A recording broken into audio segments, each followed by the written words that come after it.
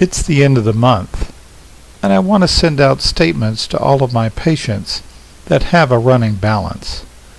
I click the Statements button and choose all patients with a non-zero account balance.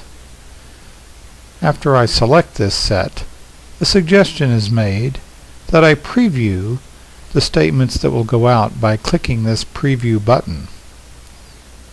Once I've clicked it and created the printout, all of the statements that would be prepared for mailing or emailing will be displayed.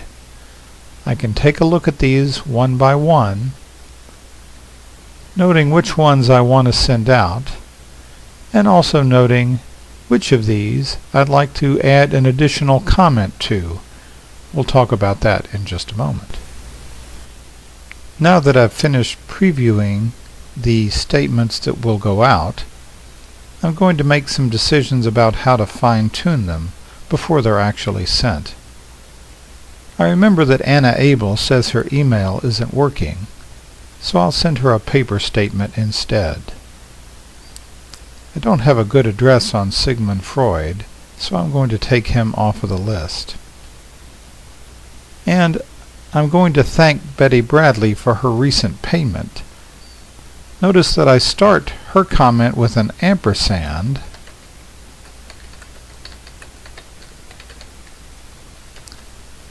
this ampersand at the beginning indicates that this statement will be added to the regular statement on her ledger statement.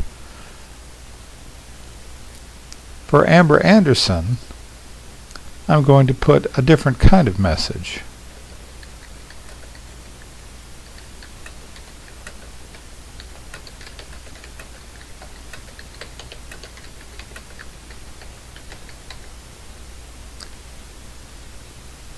Notice that this custom statement was not started with an ampersand, so this will appear instead of the regular statements that will go at the bottom of the ledger statements. Let's see how that looks. I'll go ahead and send these. As you see, first the paper statements will be printed, and then the emails will go out. We sent Betty Bradley her statement by secure email, and so she gets this message in her email account. It contains this link. When she clicks on it, she can decrypt her statement by typing her password. And here's her statement. You'll notice that the ampersand comment that we added to her account is represented there, and because it started with the ampersand, it was placed in addition to the statements that are generated by the system.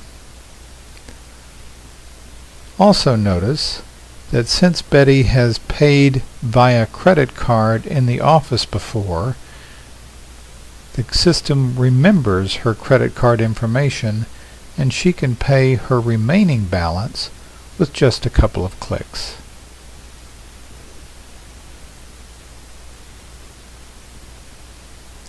As you can see, it was posted to the account and is already reflected on her bill.